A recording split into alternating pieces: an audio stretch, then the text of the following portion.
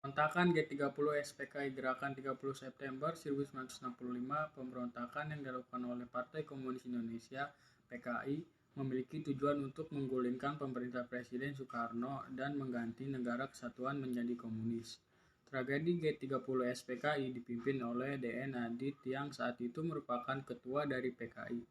Pada 1 Oktober 1965 dini hari dipimpin oleh Letnan Kolonel untuk memimpin pasukan untuk menculik dan mengincar perwira tinggi TNI. Adapun para korban tersebut adalah sebagai berikut. 1. Letnan Jenderal Anumerta Ahmad Yani. 2. Mayor Jenderal Raden Suprapto. Yang ketiga, Mayor Jenderal Mas Tirto Darmo Haryono. Yang keempat, Mayor Jenderal Siswondo Parman. Yang kelima, Brigadir Jenderal Donald Isach Panjaitan. Yang keenam, Brigadir Jenderal Sutoyo Siswo Diharjo. Yang ketujuh, Letu Pierre Andreas Tandean. Yang kedelapan, Putri Panglima TNI Nasution, yaitu Ade Irma Nasution. Yang kesembilan, Brigadir Polisi Ketua Karel Satsuit Tubun. Yang kesepuluh, Kolonel Katamso Darmo Kusumo. Pemberontakan Andi Agis. Pada awal April 1950, pemberontakan Andi Agis terjadi di Makassar, Sulawesi Selatan. Pemberontakan ini dipimpin oleh Kapten Andi Agis sendiri. Ia merupakan mantan perwira KNIL dan baru diterima masuk ke dalam APRIS.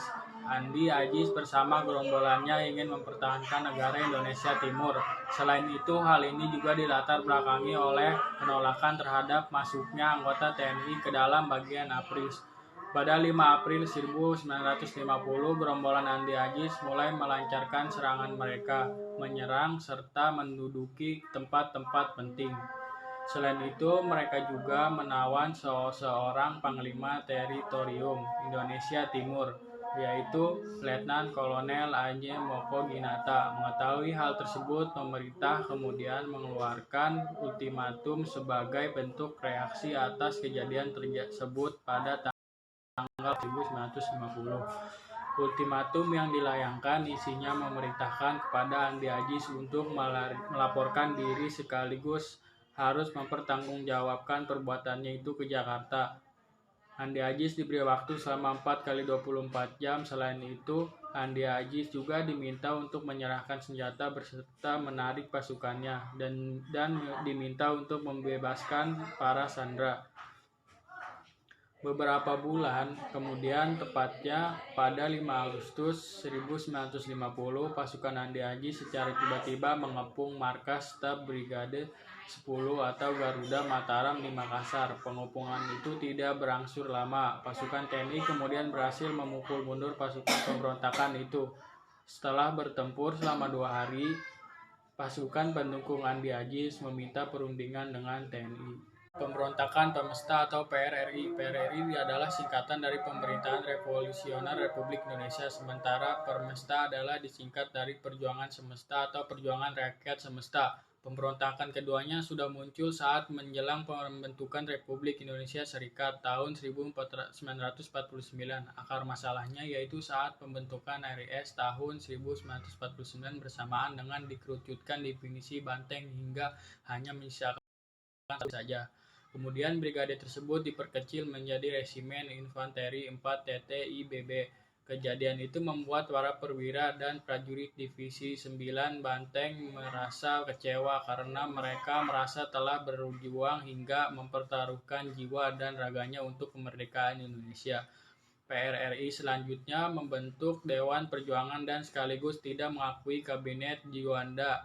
Maka terbentuklah Kabinet PRRI pada tanggal 9 Januari 1958. Para tokoh militer dan sipil mengadakan pertemuan di Sungai Dareh, Sumatera Barat. Pertemuan tersebut menghasilkan sebuah pernyataan berupa Piagam Jakarta dengan isi berupa tuntutan agar Presiden Soekarno bersedia kembali kepada kedudukan yang konstitusional, serta menghapus segala akibat dan tindakan yang melanggar UUD 1945 dan membuktikan kesediaannya itu dengan kata dan perbuatan.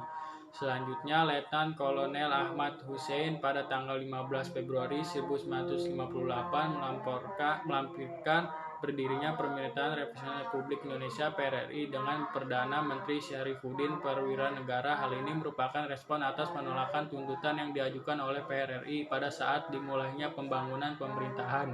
PRRI mendapat dukungan dari Permesta dan rakyat setempat. Dengan bergabungnya Permesta dengan PRRI, gerakan kedua kelompok itu disebut PRRI atau Permesta.